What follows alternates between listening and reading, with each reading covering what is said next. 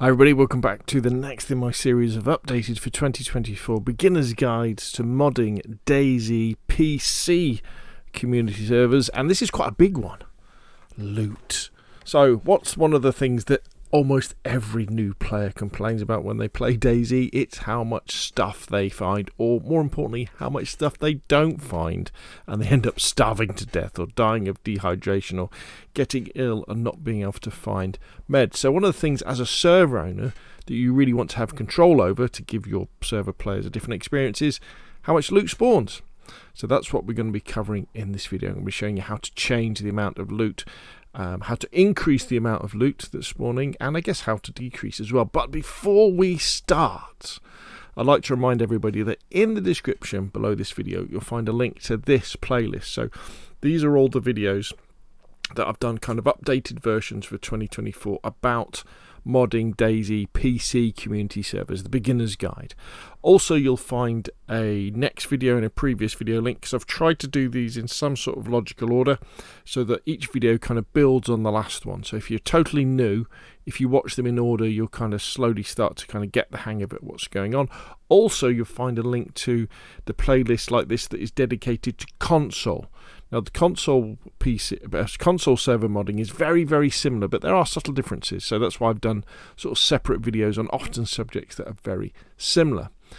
Also, in the description below this video, you'll find links to the DayZ wiki, specifically about the central loot economy and loot in general as well. And so you can look at things like the different types of loot we have, different categories of loot we have, the descriptions that control where loot spawns, all that fun stuff. So you can read through that at your leisure. It's easy for me to say. Now, there's kind of three main ways that you can change the loot on your server.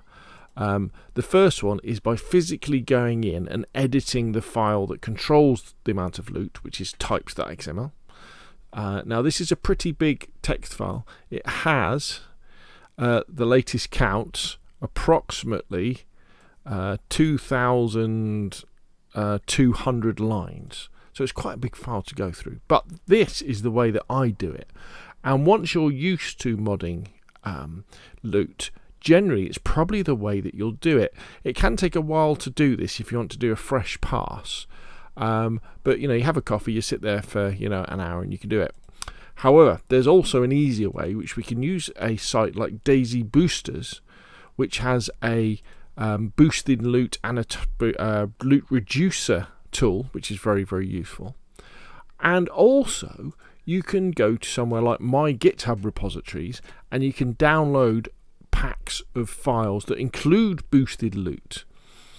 So, for example, and I'll put the links in the description below this video, something like my DayZ Update 1.25 compatible churnerous boosted loot files. Now, I do these, and hopefully I'll keep doing them for every time we have a DayZ update, and I'll do them for churnerous and Livonia.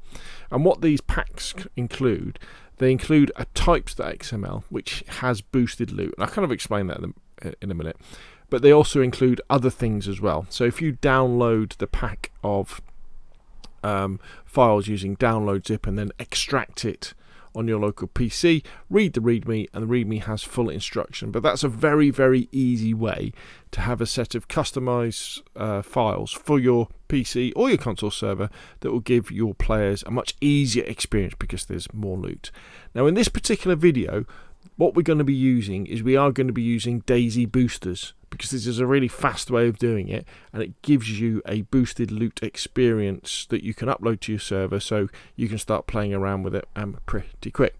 First of all, though, let's have a look at the file that kind of controls the loot. So what I want you to do is, I'm using Nitrado as an example here.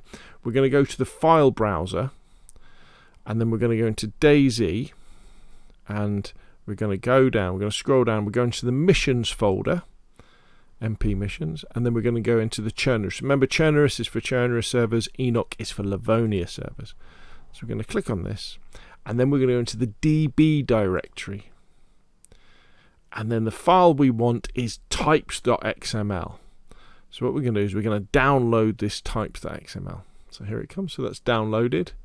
And that is now in my downloads folder. Now mine says types, And then it's got 12 in brackets because I've downloaded lots of different types of types. So what I'm going to do now is I'm just going to create a new folder, and we're going to call it loot types, like that. And then we're just going to drag and drop my file into there. So if we're going to loot types, there it is. Now I'm just going to left click it twice, and then I'm just going to get rid of the 12. So it just says types again now. So this will be a vanilla types file that is updated to 1.25 because I've only just recently installed this server. So if we edit this with Notepad++, it pops up. And kind of let's just have a quick look at it first. We're not going to go through and going to edit the files because, as I say, we're going to use DayZ boosters to do this, but just to give you an idea of how it works. So at the top you have the description that tells the program that's reading this file what kind of syntax it's in, what the punctuation, what language it's in. So it's in XML version 1.0. The encoding is UTF. And then it says to the server, this is types. And then at the bottom there'll be a closing types argument. So it'll be left arrow bracket / types close right bracket. And then you have an individual entry for each item. It's kind of roughly in alphabetical order, I think, all the way through. So if we take the ACOG optic, for example, so this is an optic that goes on something like the M4 or the, what else does it go on? It doesn't go on the M16, it goes on the M4, it will go on the DMR rifle. Does it go? It goes on the Pioneer as well. So it has like a red dot on it, and then it has a scope on it as well, I think. Yeah, it has a scope as well, and you can switch between the two. So we have nominal. So what does nominal? So nominal means that normally on the server there should be 10 of these, and the lifetime should be 14,400 seconds. Now, the way that the server works, the way that your server works is, imagine you've got the whole map of Chernobyl. The server can't spawn in all of the loot at once. So what it does, it takes sections and it will spawn loot in that particular area depending on what the area is. So if it's a military area, it will spawn in military stuff. If it's a hospital, spawn in hospital stuff. So, and you'll see how it figures that out in a second. And the loot it spawns will stay there unless it gets interacted for. In this case, an ACOG optic will stay there for approximately 14,400 seconds. And then it will disappear. And then the server will spawn it in somewhere else, another military location, and spawn something else in its space. This is why when you play DayZ, you never come across the same stuff in the same place.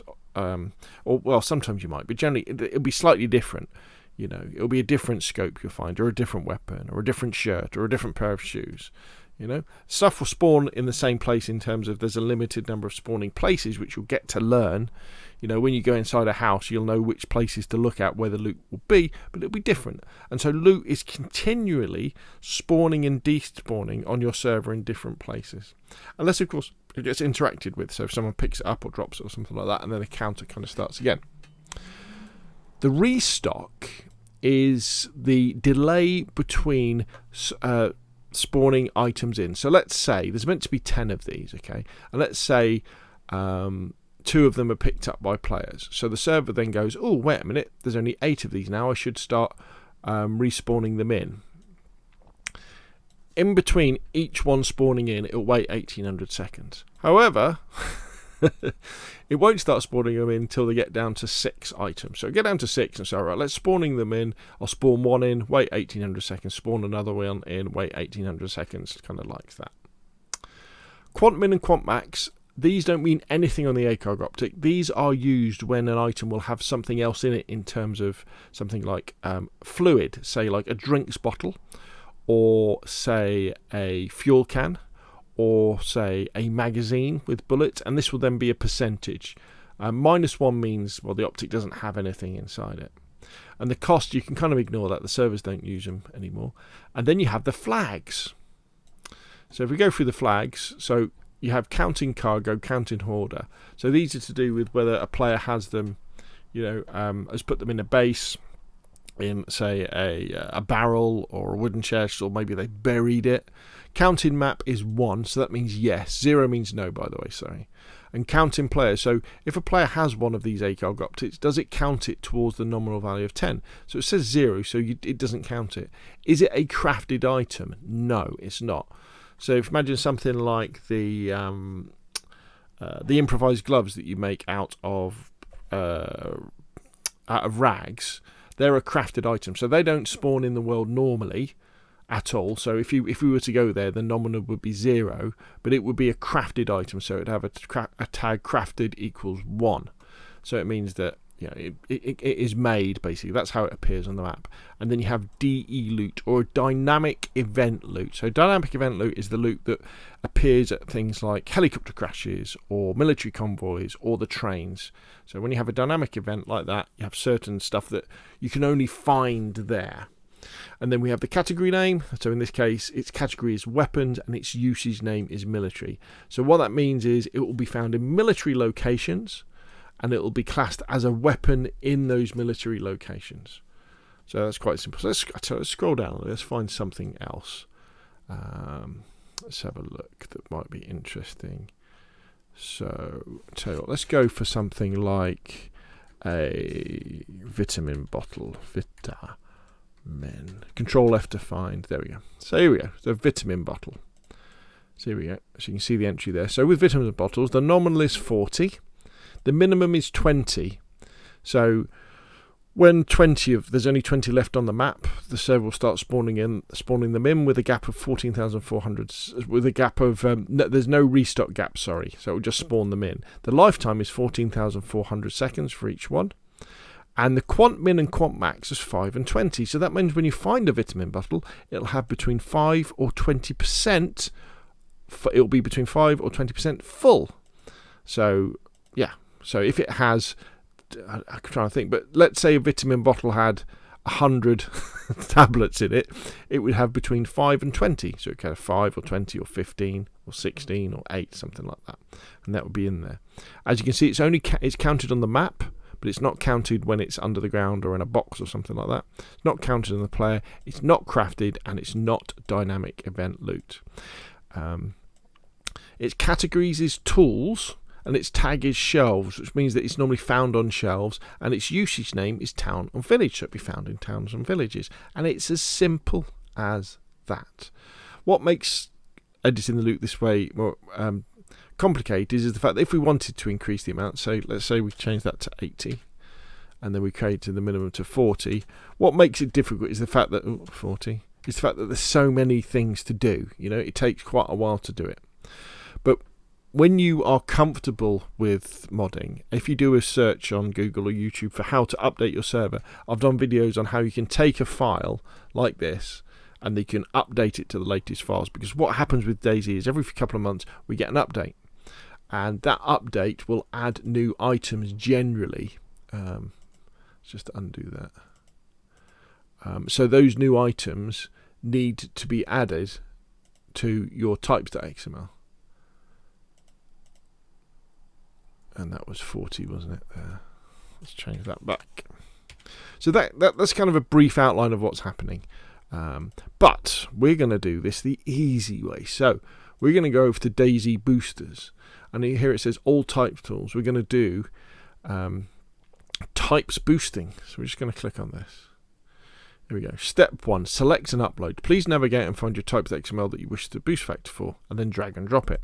So our types is in here. So we're just going to drag that and we're going to drop it in here. There we go. And we go next. Select a factor between 1 and 100 if you exceed 10. So again, don't go mad. Okay, twice as much loot on a server is more than enough. Honestly, it really is more than enough. A little makes a massive difference in DayZ, and too much will break your server, and it will just make it. Well, it doesn't make it fun when there's food everywhere and say weapons everywhere, because DayZ is a survival game. So don't boost loot too much. So next. So what we could do as well is we can target specific things. So when you pick specific targets below, the focus will be entirely on those selections. This means we'll enhance only the items you choose here. Don't worry if you don't select anything special. We'll reduce your items as usual, considering exclusions you've already set. I don't think they meant reduce. I think they made increase. So we don't have to worry about that. So we could just target, for example, weapons. So you could say, actually, I want my server to have lots of weapons. We could tick that. Targeting loose ammo. Food is always a good one. It wouldn't be open food. It would be normal food. So you could target only normal food. That would be good, and to do it that way. But we'll just do everything. So let's go next. And then if you've included any targets, adding exclusions will not take effect. So what we could do actually here is we could exclude stuff. Because we haven't excluded anything, we could exclude stuff. But again, we're not going to. We're just going to keep on going. So then we can say submit, and that will then do the business. Types boosted successfully. Click below to download your process file. So let's download this. So that's going to be in our download folder. And let's just put it into our types folder. Let's check it's there. Okay, so let's open this up. So now let's look. So if we go to our ordinary one, so let's do a Control F and let's look for the classic M4, the M4A one. So normally on a vanilla server, you'd only get one. So let's go to our boosted loot, M4. As you can see, there's two. How simple is that? Let's have a look for Pepsi, the drink.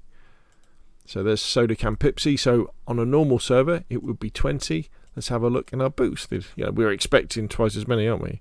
So let's have a look for Pepsi, and there's 40 with a minimum of 32. So and that goes for everything as well. Now, I wouldn't normally recommend just doubling everything, because the problem you have then is you end up with lots of stuff. But as a starting thing to do, just to play around with things, to get used to things, I think that's a good way to do it. Probably if I was going to do it, what I would do is if we refresh this and let's go back to, okay, shut that out. So let's go back to types boosting like there. So let's upload our original file again. There we go. So I would say let's go for 2 times, and then I would go to the exclusions, exclude weapon attachments. So I would exclude that, exclude clothing. In fact, I'd probably exclude clothing, keep magazines, exclude hidden items, exclude books. Yeah, we don't want them. Exclude containers. No, we'll leave that. Exclude vegetation. Exclude mission items. Yeah, we want firearms to be on. We want loose ammo. We want coloured firearms. Exclude flags. There we go. So I would really limit stuff like that.